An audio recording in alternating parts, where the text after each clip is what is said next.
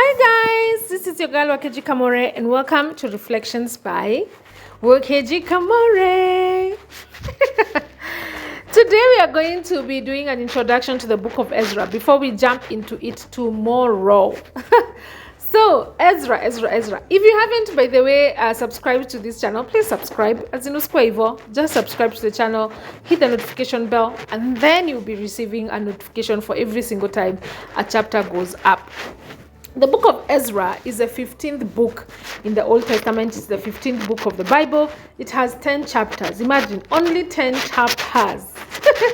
And I mean, the book of Ezra is not like, we are not quite sure who wrote it, because at the beginning of the book it's written in third person until when Ezra checks in, and then the book is written in first person. So sometimes it's assumed that Ezra wrote part of it and then part of it was written by someone else. So yeah, it really can make it difficult to know who really wrote the book. The book of Ezra happens 70 years after the end of Second Chronicles. You see, when Second Chronicles end with the people of Second Chronicles end at the exact start of Ezra, but in between, when the Israelites were exiled to Babylon to when the book of Ezra happened, 70 years have gone past. And it's interesting, there's so many books written in between about the life of the Israelites as captives in Babylon. It's written about how Babylon was conquered, and now it's now a Persia. It's called Persia. It's no longer called Babylon, because Babylon was conquered by Persia at some point of when the Israelites were captives of Babylon. So they became captives of Persia. So there's a lot of many years that has happened in there. There's so many books that are in there that we are going to read. The book of Daniel, the book of Esther, all the small minor prophets and the major prophets, the book of Nehemiah, the book of Jeremiah, the book of Isaiah. Hizo vitabu zote zina happen in between the 70 years, between the exile and when the king of Persia says, now you can go and rebuild the temple. So yes, it is happening after 70 years, and the main thing that is happening in this book is that there's a return, there's a first return, there's a second return, and then when I say first return and second return is that when people are told, now you can go back and rebuild the temple, not everybody marched out of Persia and went back to Jerusalem to live there or to rebuild the temple. Only they did it in batches. And I get why they did it in batches, because I mean, these guys had lived there for 70 years. They have a life there. People who had never been to Jerusalem or to Judah. The people who just didn't know even where is that. They were born in captivity. That's all they knew, and they had lives going on in Persia.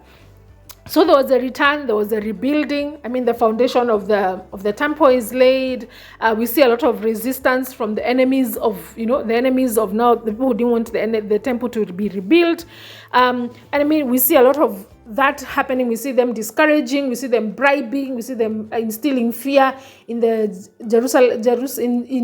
in the Israelites that are trying to rebuild the temple.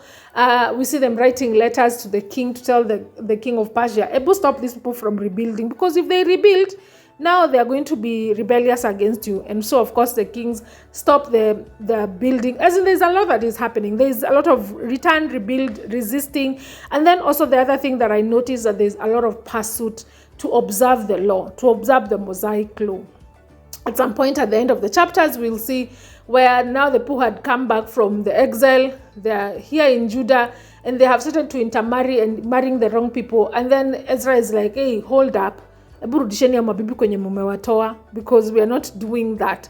We are going to do what the Mosaic law tells us, and it tells us to not intermarry. And there's a lot of like that desire and pursuit, maybe because they have been exiled for 70 years and they're like, what? I don't want to be exiled again. We do things right this time. So there's a lot of pursuit of obeying the law of God. And of course, because there's the pursuit of obeying the law of God comes because there's a lot of teaching of the law, of the Mosaic law, because Ezra is so keen to preach it, to observe it, to read it. Yani ako tu like, nita make sure watu wamejua what the Mosaic law looked like. So yes, that's basically an introduction to the book of Ezra. Again, as I said, it's 10 chapters. We're going to be doing this from Monday to Friday and resting on Saturday and Sunday. It's probably just going to take us 2 weeks and we'll be done with the book and we can enter into the next book.